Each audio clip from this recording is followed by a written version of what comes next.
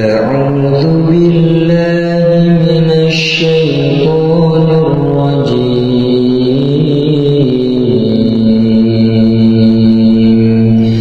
بسم الله الرحمن الرحيم Bismillahirrahmanirrahim. Assalamualaikum warahmatullahi wabarakatuh. Ya, syukur alhamdulillah kita bisa berjumpa lagi di channel ini. Shalawat dan salam selalu dan tetap tercurahkan kepada junjungan kita Nabi besar Muhammad Shallallahu alaihi wasallam. Allahumma shalli ala Sayyidina Muhammad wa ala ali Sayyidina Muhammad. Harapan dan doa saya, semoga saudaraku semuanya selalu diberikan kesehatan, dilapangkan rezekinya, diampuni dosa-dosanya, dan dipanjangkan umurnya. Amin. Hai sahabat beriman yang dirahmati Allah, mungkin kita semuanya pernah bertanya kepada diri sendiri, mengapa hidup kita seolah susah? Rezeki terasa sangat jauh. Kesusahan demi kesusahan datang silih berganti, seolah hidup ini tidak berpihak pada kita.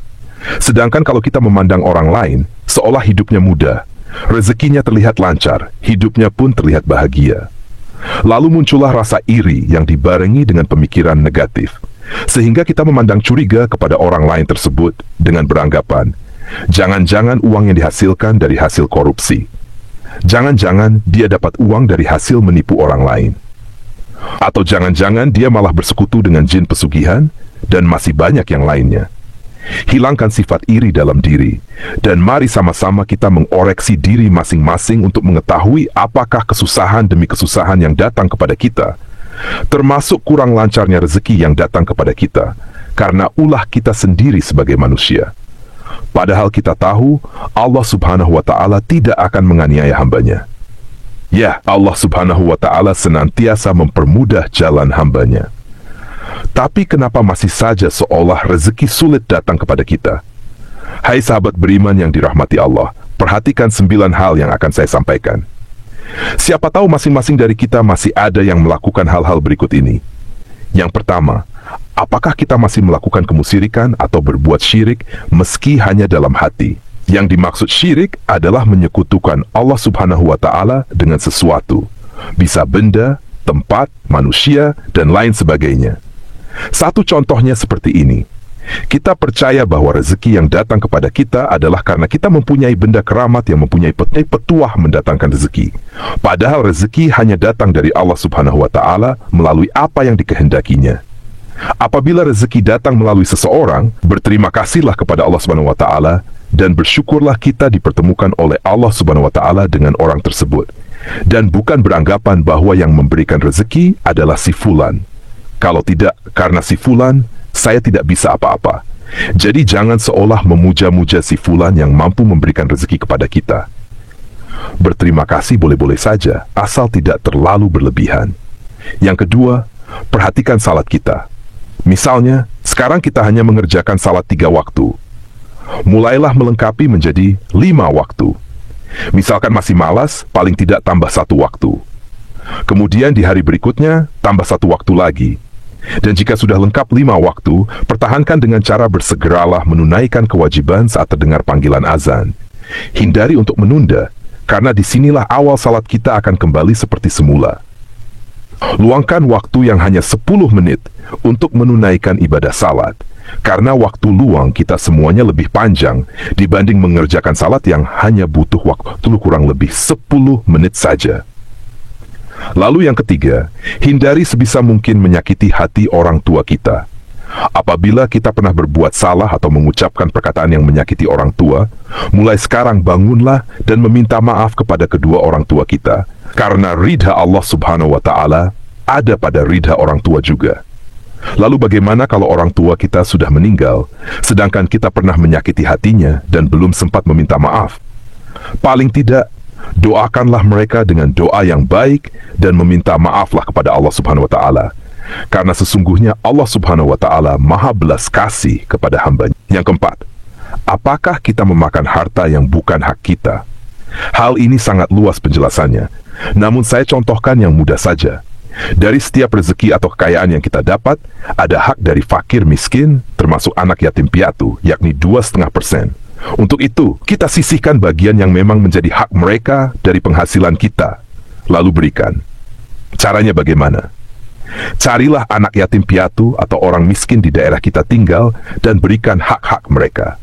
Kita tidak perlu malu meski yang kita berikan hanya sedikit, karena berawal dari sedikit dengan niat yang tulus, itulah awal kita semuanya akan ditambah rezeki yang berlimpah oleh Allah Subhanahu wa Ta'ala, insya Allah di Indonesia. Yang kelima, berdagang dengan tidak jujur. Apabila kita hendak melakukan jual beli, hendaknya tidak mengurangi takaran. Bahkan kalau bisa lebihkan sedikit takaran dan niatkan untuk bersedekah. Apabila jual beli barang, utarakan barang tersebut sesuai dengan kondisinya. Contoh misalnya jual beli HP bekas. Jika ada yang rusak, utarakan saja kekurangannya dan berikan dengan harga yang pantas. Ada yang bilang jujur akan hancur. Tapi perlu diketahui, mungkin kita akan menerima lebih sedikit daripada yang tidak jujur. Tapi yakinlah, kita akan mendapat lebih besar di kemudian hari.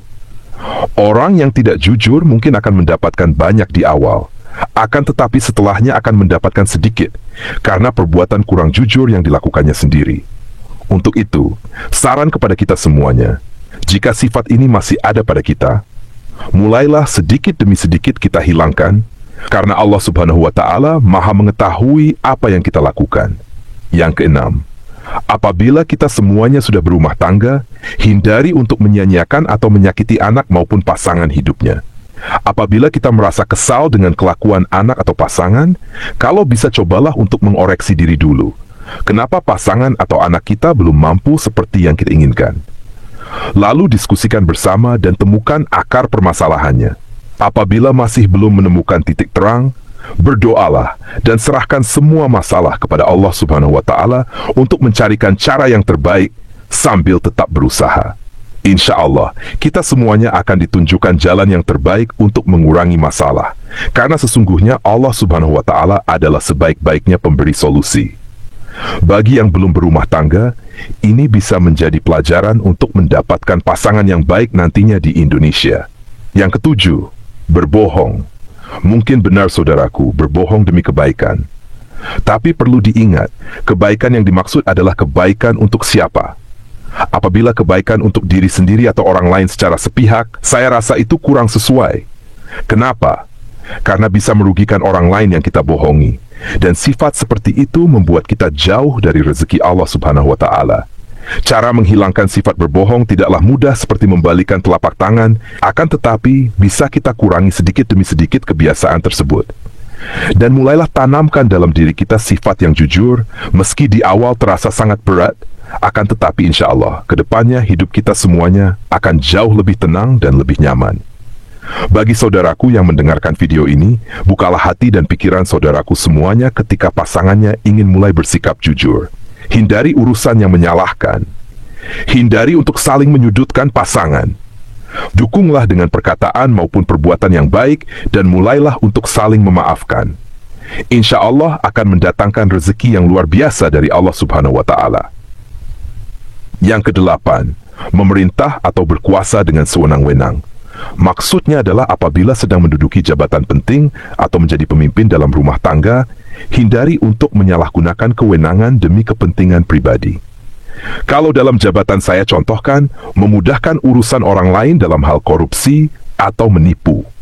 Seperti yang sudah saya katakan di awal, mungkin akan mendapatkan harta kekayaan yang banyak, akan tetapi pada akhirnya akan menyebabkan banyak masalah, baik dalam rumah tangga maupun dalam hal kesehatan. Dan bagi para pemimpin rumah tangga, hindari menyalahgunakan kewenangan dalam keluarga. Misalnya adalah menjadikan pasangan atau anak layaknya pembantu rumah tangga. Perlu diketahui, pasangan maupun anak adalah partner dalam mengarungi samudera kehidupan. Untuk itu, libatkanlah mereka dalam memberikan pendapat selama pendapat itu baik dan tidak merugikan orang lain.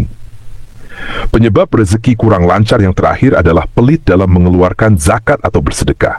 Sifat ini bisa memicu kerezekian kita semuanya menjadi sulit. Di dalam hal ini, saya mengatakan hukum alam itu berlaku.